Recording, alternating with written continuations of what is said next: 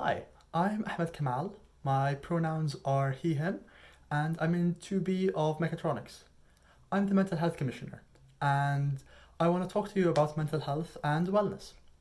First off, I want to emphasize the importance of focusing on mental health and wellness. I know you've probably heard of these resources before, but I'm going to mention them again briefly.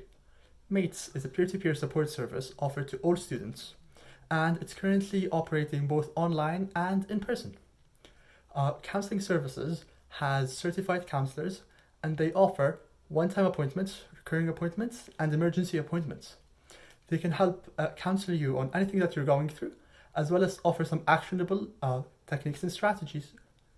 Health Services has certified psychologists that can diagnose mental illness.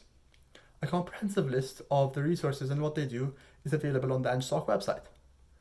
Beyond that, I want to talk to you about wellness. Taking the time to take care of ourselves is very important.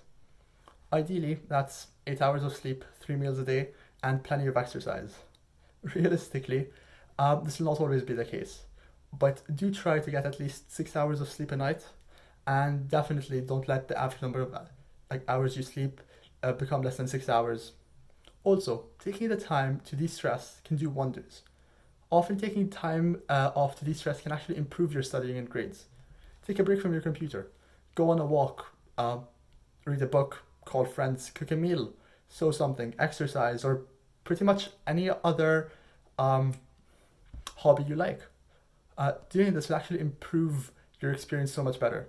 And I know it seems like there's too much to do for class and to find a time to take a break, but it's definitely worth it. And in my experience, it will actually help improve your grades and your overall experience. Finally, we all go through ups and downs, so I want to encourage everyone to reach out when you're feeling down. Reach out to your support system of friends and family. Reach out to peers, and reach out to the mental health resources available to you. Thanks for listening, and hope you have a great experience at Waterloo. Hi everyone, I'm a 2B student in chemical engineering, and today in this video I'm going to give you a brief overview of the mental health resources that are available to University of Waterloo students, both at the university and outside the university. I'd like to preface this by saying that this is a very brief overview and is not comprehensive or thorough in any manner, and it's just kind of intended to give you a little scope into what's available.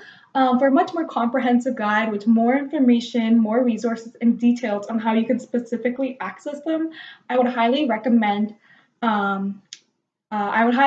this mental health resource guide that NSTOC made a couple years ago. So you can literally just search up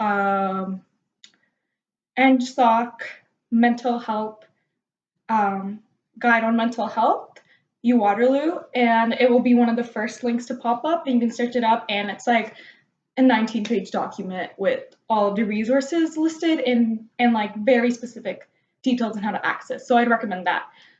That aside, I guess I'll just start with some of the resources available at the University of Waterloo. So to begin with, there's health services, which is basically health services that are available for students here at the university. So health services, so one of the services that they offer is that you can book an appointment with a psychiatrist and get a consultation and address your issues, whatever they may be. To do so, you can just call health services and request an appointment for mental health. You don't have to disclose the reasons or anything, and they will set you up with one of the psychiatrists here. Another resource available through the university is counseling services. Now, due to COVID, the procedure is different. It's actually a little bit simpler. So you can just call up health services once again and request for counseling services. They will then direct you to counseling services where you will speak with the receptionist and you can set an appointment up with one of the counselors.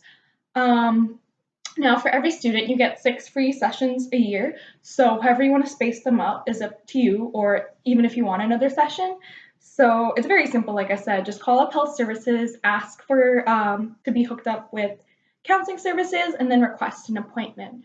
One other service, once again, there are many others, but one other service available through the university I'll talk about is UW Mates. Now, due to COVID, once again, everything is online.